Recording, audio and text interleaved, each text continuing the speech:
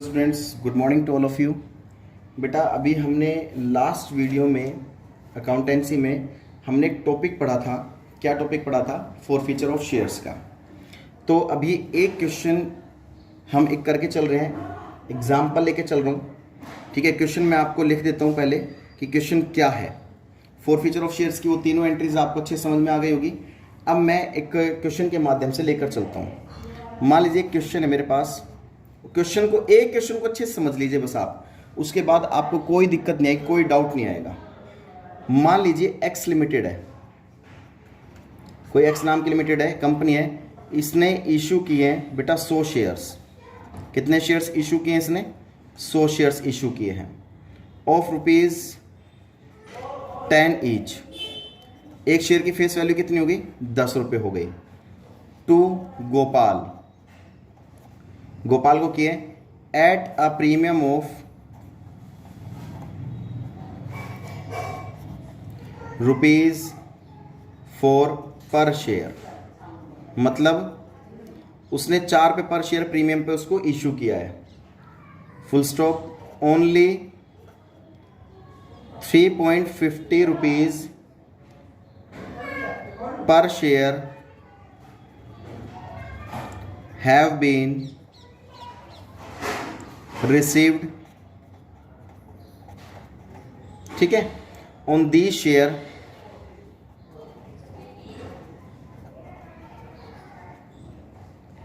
On application.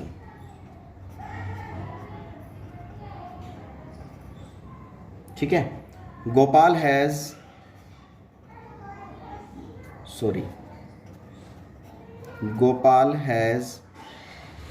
Not paid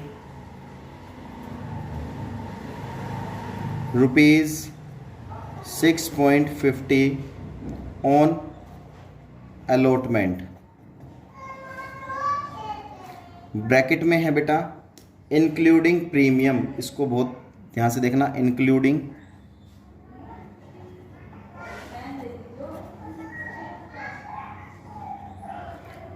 premium. ठीक है, अभी क्वेश्चन को अच्छे से पहले लिख लेते हैं, फिर बाद में पढ़ेंगे। Including premium ₹2 on first call and ₹2 on second call. ठीक है, अब एंट्रीज करनी है बेटा। इसकी एंट्रीज कैसे होगी? यहां पर कोई रीइश्यू की बात नहीं कर रहे, तो जब तक रीइश्यू की बात नहीं करेंगे हम कैपिटल रिजर्व में भी ट्रांसफर नहीं कर सकते। तो पहले क्वेश्चन को अच्छे से देखते हैं हम। क्वेश्चन को क्या कहना चाह रहे हैं? एक्स लिमिटेड है कंपनी, उसने इशू किए बेटा 100 शेयर्स, जो 10 रुपये का एक है, और हमने प्रीमियम पे रीइश्यू किए उसको, कोई दिक्कत नहीं है। ठीक है, 4 रुपये per share. Only ₹3.5 per share have been received. Company को यानी कि ₹3.5 रिसीव हो गए, बाकी ₹6.5 रिसीव नहीं हुए। तो ये क्या कहलाएगी? Call scene arrear. जो ₹6.5 रिसीव नहीं हुए, और वो रिसीव किसके नहीं हुए ₹6.5? अलॉटमेंट के।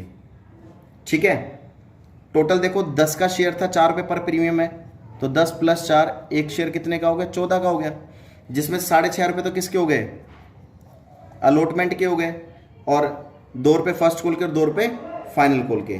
तो 6.5 + 2 + 2 ₹10.5 हो गए, जो कि हमें रिसीव नहीं हुए। जो रिसीव नहीं होते कंपनी उनको जब्त कर लेती है। सॉरी, जो रिसीव हो चुके हैं कंपनी क्या कर लेगी भाई? उसने इसकी पेमेंट नहीं की, ना इसकी पेमेंट की, और ना इसकी पेमेंट की। ठीक है, तो कंपनी क्या कर लेगी? उसके शेयर्स भी वापस ले लेगी, और जो उससे पेमेंट कर चुका, ये ₹3.5 जो पेमेंट कर चुका, वो भी जब्त कर लेगी। अब एंट्री क्या करते हैं हम? शेयर फोर फीचर की हम क्या करते हैं? अब इसका आंसर देखते हैं। Share capital account debit. ठीक है, उसने पेमेंट किसकी नहीं की है बेटा? उसने अलॉटमेंट की भी नहीं की, फर्स्ट कॉल की और फाइनल कॉल की भी। तो यहां पे क्या करते हैं हम? टू शेयर, जिसकी पेमेंट नहीं करते हैं उसका नाम लिख देते हैं, to share allotment account, to share first call account, to share second call account and to share. अब जिसकी पेमेंट कर दी है उसका उसको क्या कर लेंगे, फॉरफिट कर लेंगे, टू शेयर फॉरफीचर अकाउंट। ठीक है, जिसकी पेमेंट नहीं की है उसको तो यहाँ लिख देंगे किस किस की पेमेंट नहीं की, अलॉटमेंट की पेमेंट नहीं की, फर्स्ट कॉल की पेमेंट नहीं की और फाइनल कॉल की पेमेंट नहीं की। और जिसकी पेमेंट कर ली गई है उसका अमाउंट कहाँ ट्रांसफर कर देंगे, फॉरफीचर में। अब चलिए, उसने कहा क्या है कि अलॉटमेंट भी उसने पे नहीं की है। ये देखिए, Gopal has not paid ₹6.5 on allotment including premium. उसने प्रीमियम का अमाउंट समेत पे नहीं किया। तो बेटा जब हमने उसको रीइशू जब हमने इशू किए थे वो किस पे किए थे, प्रीमियम पे किए थे। अब कंपनी वापस उससे छीन लेगी तो प्रीमियम का बैलेंस वैसे क्या होता है, क्रेडिट होता है प्रीमियम का बैलेंस, लेकिन फॉरफिट के समय प्रीमियम का बैलेंस क्या हो जाएगा, डेबिट हो जाएगा। Share feature account debit. देखिए, प्रीमियम का बैलेंस वैसे क्या होता है, क्रेडिट होता है, लेकिन शेयर फॉरफीचर के समय अपोजिट हो जाता है। शेयर फॉरफीचर के समय उसका बैलेंस क्या हो जाता है बेटा, डेबिट हो जाता है। अब देखिए हमारे पास शेयर्स कितने हैं भाई, टोटल मिला के 100 शेयर्स हैं। कितने रुपए का एक शेयर, 10 रुपए। यहाँ पे हमेशा फेस वैल्यू ली जाती है, शेयर कैपिटल में हमेशा फेस वैल्यू लेंगे जितने का शेयर हमारे पास है। ठीक है, प्रीमियम कितना है, 100 × 4, प्रीमियम 4 रुपए का है। ठीक है, शेयर है बेटा 100, ये शेयर है ना 100 से मल्टीप्लाई होगी। अलॉटमेंट में कितना आ जाएगा, 100 × अलॉटमेंट कितने की है बेटा, अलॉटमेंट हमारे पास 6.5 रुपए की है, 6.5 रुपए की अलॉटमेंट है। फर्स्ट कॉल कितने रुपए की है, 100 × 2।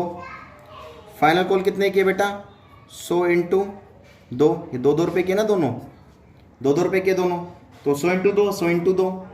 उसके बाद फॉरफीचर में हम वो वाला अमाउंट दिखाते हैं जो हम पे कर चुके हैं।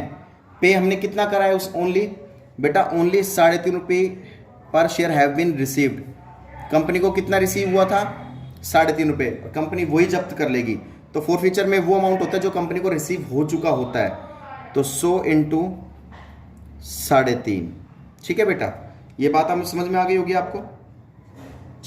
अब इसका अमाउंट लिख देते हैं, 100 × 10 1000, 100 × 4 400, 100 × 6.5 650 रुपये, 200 रुपये, 200 रुपये और 350 रुपये। आप डेबिट साइड का टोटल और क्रेडिट साइड का टोटल मैच करके देख लेना कि क्या हमारा दोनों साइड का आंसर मैच हो रहा है या नहीं हो रहा है। मैच हो रहा है तो आपका आंसर बिल्कुल ठीक है। अब देखिए, आप कहोगे सर आपने तो 3 एंट्री बताई थी फॉरफीचर के केस में, एक फॉरफीचर की, एक रीइशू की और एक कैपिटल रिजर्व का ट्रांसफर कर देते हैं। तो बेटा फॉर योर काइंड इन्फॉर्मेशन, यहाँ पर रीइशू के बारे में यानी कि शेयर्स के रीइशू के बारे में कोई भी बात नहीं कर रहा है। यहाँ पर रीइशू कुछ नहीं कर रहा, बात कहीं कर रहा है रीइशू के बारे में बात। और जब रीइशू के बारे में बात ना करें तो बेटा कैपिटल रिजर्व में भी हम ट्रांसफर नहीं करेंगे।